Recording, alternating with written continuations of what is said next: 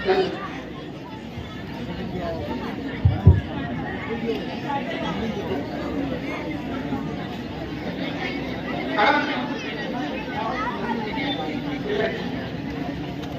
में डूब कर हमको नहीं मति मंद बनना है, लड़ाई करके आपस में नहीं जय चंद्र बनना है। समय की मांग कहती है उठो यारो बढ़ो आगे, युवा पीढ़ी हमें फिर से विवेकानंद बनना है।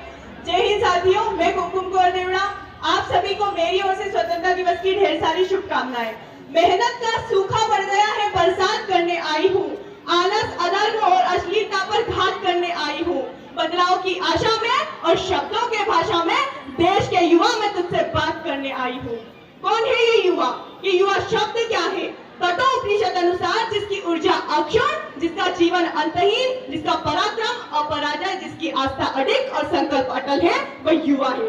और आज का युवा भारत के भविष्य को अग्रसर बनाने के लिए हर एक क्षेत्र में, खेती से लेकर खेल जगत, शिक्षा से लेकर संयम, ऑटोमोबाइल से लेकर अंतरिक्ष और विज्ञान से लेकर वाणिज्य तक हर एक क्षेत्र में जी जान से अपना योगदान दे रहा है। हम सब वही युवा हैं जो आने वाले भारत के लिए डॉक्टर, इंजीनियर, खिलाड़ी, अफसर, नेता, अभिनेता बनकर इस राष्ट्र का निर्माण करेंगे। जरूरी नहीं कि मेरे भारत देश का युवा भगत सिंह की तरह फांसी के फंदे पर ही चढ़े, वो चांद और मंगल पर भी चढ़ सकता है। और जरूरी नहीं कि मेरे भारत देश की बेटियां रानी लक्ष्मीबाई की तरह हाथ में तलवार लेकर घोड़े पर ही दौड़े, वह हेमा दास की तरह मेडल लेकर ट्रैक पर भी दौड़ सकती।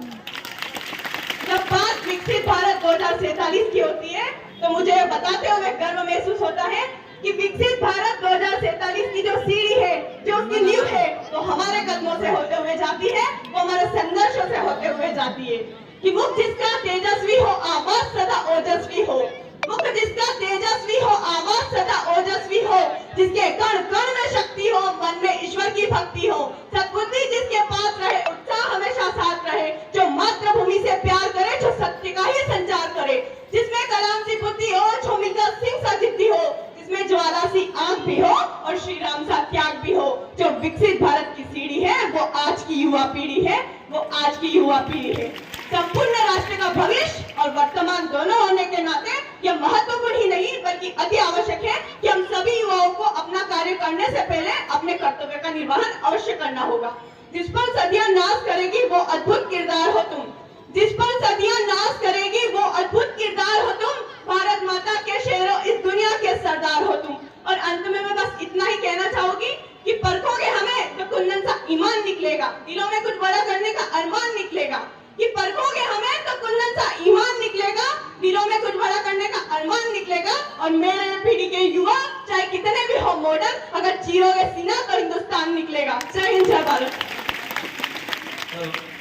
जोरदार तालियां हो जाए। बहुत ही अच्छा उद्बोधन रहा है भाई साहब का।